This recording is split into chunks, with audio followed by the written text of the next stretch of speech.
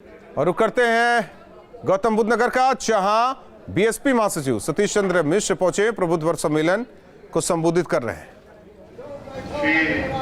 हमारे जिला अध्यक्ष जी सुबोध पराशर जी, जो कि एमएलसी रहे हैं बहुजन समाज पार्टी की सरकार में, श्री देवेंद्र शर्मा जी पूर्व प्रभारी नोएडा, श्री विनोद भारद्वाज जी अध्यक्ष महानगर नोएडा, श्री हरेंद्र शर्मा जी पूर्व चेयरमैन बिलासपुर, पंडित राकेश शर्मा जी चेयरमैन बिलासपुर, राणा मुखर्जी सचिव महानगर नोएडा, नरेश उपाध्याय जी, दीपक शर्मा जी अध्यक्ष बार एसोसिएशन, रवि शर्मा जी पूर्व नगर अध्यक्ष, कर्नल हरिशंकर शर्मा जी, श्रीमती कमलेश शर्मा जी अध्यक्ष प्रधान संगठन, पंडित राजकिशोर शर्मा जी, श्याम किशोर शुक्ला, हरिओम शुक्ला जी, उमेश शर्मा जी जिला अध्यक्ष, पूर्व मंत्री, तथा यहाँ पर हमारे साथ में जो पूर्व में नोएडा से चुनाव भी लड़े थे बहुजन समाज पार्टी की तरफ से लोकसभा का नागर जी,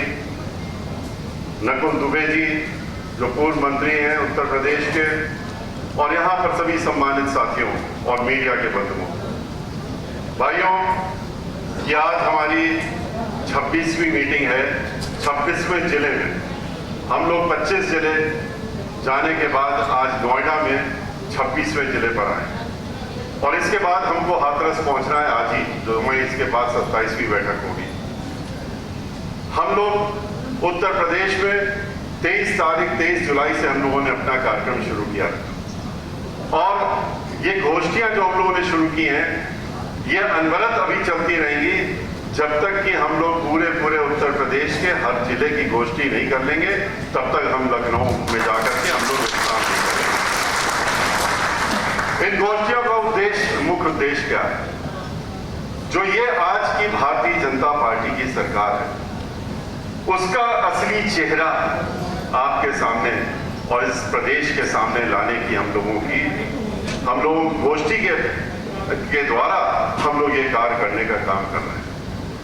समाजवादी पार्टी की सरकार और उनका चेहरा वो सबने देखा, किस तरीके से 2003 और 2007 के बीच में जब भारतीय जनता पार्टी ने और कांग्रेस पार्टी ने उनका समर्थन दे करके और उनकी सरकार बनवाने के, अल्पमत की सरकार थी, उनके पास गिनती के सीटें नहीं थी, लेकिन उनकी सरकार बनवाने का काम भारतीय जनता पार्टी और कांग्रेस पार्टी ने तब बाहर से समर्थन दे करके करने का काम किया।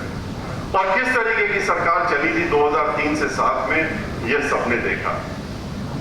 3 से 7 में जो पूरे उत्तर प्रदेश में गुंडा राज था, माफिया राज था, ठेकेदारी थी, लोगों को ठेकों में उठवाने का काम था, और हफ्ता वसूली चरम सीमा पर पहुंच चुकी थी। महिलाएं सुरक्षित नहीं, लड़कियां सुरक्षित नहीं, बुजुर्ग सुरक्षित नहीं, बिजनेसमैन सुरक्षित नहीं, जो लोग काम धंधा कर रहे थे वो सुरक्षित नहीं। नोएडा ऐसे शहर में लोग यहां से अपना धंधा बंद करके बाहर पलायन करने लगे थे। ऐसे में उत्तर प्रदेश में बहुजन समाज पार्टी की सरकार बनाने के लिए हम लोग पूरे उत्तर प्रदेश में घूमे थे। आपको याद होगा, आपके इस जिले में भी हम आए थे। हर जिले में जैसे इस बार जा रहे हैं उस बार भी हम लोग गए थे, और हर जिले में जाकर के जो समाजवादी पार्टी की सरकार चल रही थी उसका असली चेहरा सामने लाने का काम हम लोगों ने किया था। जिस तरह से इस बार हम लोग भारतीय जनता पार्टी का चेहरा भी आपके सामने लाने का काम कर रहे हैं। आपको याद होगा कि किस तरीके से उस समय जब परम सीमा पर गुंडा राज चल रहा था तो बहन मायावती जी की याद पूरा प्रदेश करने लगा, क्योंकि बहन मायावती जी वो है जो कानून द्वारा कानून का राज चलाती हैं, और उसमें फिर भेदभाव नहीं करती हैं। ये नहीं देखती हैं कि ये हमारा है, ये अपना है, ये पराया है, ये हमारी पार्टी का है, ये दूसरी पार्टी का है। फिर वो कोई भी हो, अगर उसने अपराध किया है तो उनके लिए वो अपराधी है, और चाहे वो मेंबर ऑफ पार्लियामेंट भी क्यों ना हो। जो बहुजन समाज पार्टी की सरकार बनी थी, 15 दिन हुए थे सरकार बने हुए, लेकिन हमारी पार्टी के एक मेंबर ऑफ पार्लियामेंट ने, उन्होंने अपने हाथ में कानून लेने का काम किया था, तो बहन मायावती जी ने जो झोपड़ियों पे उन्होंने बुलडोजर चलाया था, उसके जवाब में उन्होंने अपने घर पर बुलाकर लखनऊ में वहां से उनको जेल के पीछे भेजने का काम किया। पूरे 5 साल तक जेल में रखा था। इसी प्रकार से 2 मंत्रियों ने अपने हाथ में कानून लेने का काम किया था, तो बहन मायावती जी ने उनको भी जेल की सलाखों के पीछे रखा था। तो जब अपनों को नहीं छोड़ा था तो दूसरे लोगों को पहले से मालूम पड़ गया था कि अब यहां पर ये धंधे नहीं चलेंगे। लेकिन याद करिए कि वो सरकार बनाने के लिए हम लोगों को कितनी मेहनत करनी पड़ी, आपके बीच में आना पड़ा था। ब्राह्मण समाज जो उत्तर प्रदेश में है वो थोड़ा बहुत नहीं है, बहुत ज्यादा संख्या में है। 16% ब्राह्मण समाज उत्तर प्रदेश में है। 16% ब्राह्मण समाज 25 करोड़ में हिसाब लगा लीजिए 3 करोड़ के ऊपर होता है। लेकिन 2002 का जब चुनाव हुआ था, जब नतीजे आए थे तो ब्राह्मण समाज 0 पर पहुंच गया था। 5 और 6 एमएलए रह गए थे ब्राह्मण समाज के खाली उत्तर प्रदेश में। ऐसे में जब बहन मायावती जी ने हमको अपनी पार्टी का राष्ट्रीय महासचिव बनाया और जब हमने महाधिवक्ता के पद से इस्तीफा दिया तो उन्होंने हमको राज्यसभा में भेजने का काम किया। उसके बाद हमने भी ब्राह्मण समाज के बीच में जाने का काम किया। बहन मायावती जी की इजाजत के साथ हमने उनसे कहा, उनके सामने स्थिति रखी ब्राह्मणों की, तो उन्होंने कहा कि हम आपको खुली छूट देते हैं, जाइए और अपने समाज के बीच में जाकर उनसे बात करिए और उनको बताइए कि वो आज इस स्थिति पर क्यों पहुंच गए हैं और ये भी बताने का काम करिए कि इस स्थिति से उनको कैसे बाहर से निकल सकते हैं। हम आपके बीच में आए, पूरे प्रदेश में गए और हमने बहुत बातें की थी, लेकिन 1-2 बातें खाली आपको याद दिलाना चाहते हैं। हमने कहा था, क्योंकि वो आज भी लागू हो रही हैं, हमने कहा था कि आज आप 0 पर इसलिए पहुंच गए क्योंकि इसके जिम्मेदार हम और आप मिलकर के हैं। ब्राह्मण समाज बुद्धिजीवी समाज कहलाता है। समाज को एक साथ लेके चलने की उसके अंदर क्षमता होती है और उसका दायित्व भी होता है कि सबको साथ में लेके चलो, भाईचारा बना के चलो और समाज को सही रास्ता भी दिखाने का काम करो, सब समाज को। लेकिन ब्राह्मण समाज भटक गया था, वो आपस में ही झगड़ा करने लगा, अपने ही बारे में सोचने लगा, स्वयं के बारे में सोचने लगा कि हमको क्या मिलेगा, हमें अगर ये मिलेगा तब तो हम कुछ करेंगे, हमें नहीं मिल रहा तो हम क्यों करें।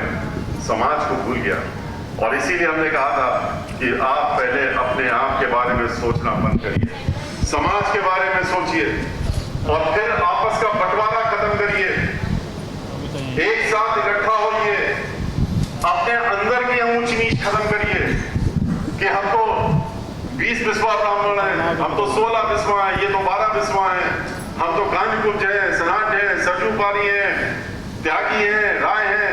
ये सब छोड़ करके आप अपने आप को ब्राह्मण समाज, ब्राह्मण के नाम से जानिए और जिस दिन ब्राह्मण के नाम से जानने लगेंगे उसी दिन आप देखेंगे कि आप 16% हो गए और जब 16% हो गए तो हर कोई आपकी तरफ देखने लगेगा। लोग इकट्ठा हुए, एक साथ हुए, एकत्रित हुए और हम पूरे प्रदेश के ब्राह्मण समाज हमारे साथ इकट्ठा होकर जब एकत्रित हुए तो उसके बाद आपने देखा है कि हमने ब्राह्मण समाज के लोगों से ये कहा कि आप इकट्ठा तो हो गए, एकत्रित हो गए, लेकिन ये गलतफहमी भी ना रहे कि हम तो अब 16% हो गए हैं, हम तो जो चाहेंगे वो कर लेंगे।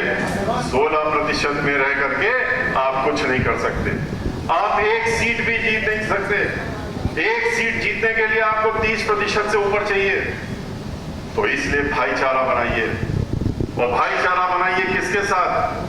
हमने कहा सबसे पहले भाईचारा बनाने का काम करिए हमारे जो दलित समाज के भाई बहन हैं जो कि 23% हैं और जिनके साथ में पहले से ही अल्पसंख्यक समाज, अति पिछड़ा समाज, पिछड़ा वर्ग, ये सब पहले से जुड़े हुए हैं, उनके साथ भाईचारा बनाइए और जैसे ही आप उनके साथ भाईचारा बनाइए तो आप तो 40% पहुंच जाएंगे। अकेले आप दोनों ही मिलकर के इतने इकट्ठा होकर भारी हो जाएंगे कि हर सीट पर आप भारी पड़ने लगेंगे और हर सीट को जीतने की ताकत आप रखने लगेंगे। लोग इकट्ठा हुए, एक साथ हुए, एकत्रित हुए, अपनी ताकत दिखाई, भाईचारा बनाया और जब भाईचारा बनाया तब हमने जो है 9 जून 2005 को लखनऊ में डॉक्टर भीमराव अंबेडकर मैदान में एक बड़ा कार्यक्रम किया था, जिसमें कि 5 लाख से ज्यादा ब्राह्मण समाज के लोग इकट्ठा हुए थे। 48 डिग्री टेम्परेचर था। बहन मायावती जी को हमने मुख्य अतिथि बुलाया था उस दिन। बहन मायावती जी जब मंच पे आई, 11,000 ब्राह्मण समाज के लोगों ने शंखनाद करके उनका स्वागत किया। उसके बाद जब ने बहन मायावती जी को गणेश जी की प्रतिमा दी, तो उन्होंने हाथ में लेकर के और सीधे माइक पर गई थी और उन्होंने कहा था, हाथी नहीं गणेश है, ब्रह्मा विष्णु